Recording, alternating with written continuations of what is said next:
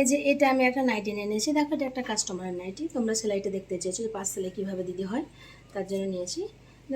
এটা একটা নাইটি, এরকম নাইটি তোমার অন্যও হতে পারে, অনেক সময় নাইটিতে হাত লাগানো থাকে না, কিন্তু এই নাইটিটাতে দেখো হাতটা লাগানো আছে।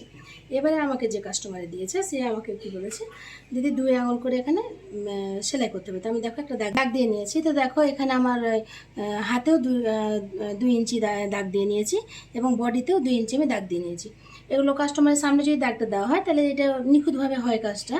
তো এটা আমি উপর দিকে দাগটা দিয়ে রেখেছি, কিন্তু উপর দিকে যেহেতু সেলাইটা হবে না, ভেতর দিকে হবে, তার জন্য এটাকে আমি উল্টে নিচ্ছি। তারপর আমি তোমাদেরকে সেলাইটা দেখিয়ে দিচ্ছি। এবার আমি নাইটিটাকে উল্টে নিয়েছি, দিয়ে এবার দেখো আমি এই 2 ইঞ্চি করে বা 2 আঙুল করে দাগ দিয়ে নিচ্ছি। যারা নতুন হাতে সেলাই করবে এভাবে ঘন ঘন করে দাগ দেবে।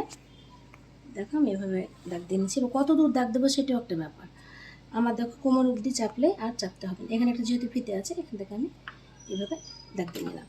এবার এই দাগে দাগে সেলাই করতে সুবিধা হবে, যারা এমনি পারবে তাদের তো কোনো ব্যাপার না, কিন্তু আমি প্রত্যেকের উদ্দেশ্য দেখালাম বলে আমি দাগটা দিয়ে দিলাম।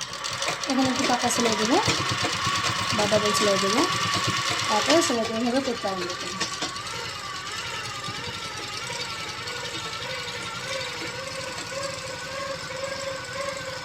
এখানে আমি কমিয়ে নিচ্ছি, এখানে আবার আমি ডবল সেলাই দিয়ে দিচ্ছি। যেহেতু ফিতেটা আমার ছেড়ে যাওয়ার ভয় থাকে, এভাবে লম্বা করে পুরোটাই আমি টেনে দেবো,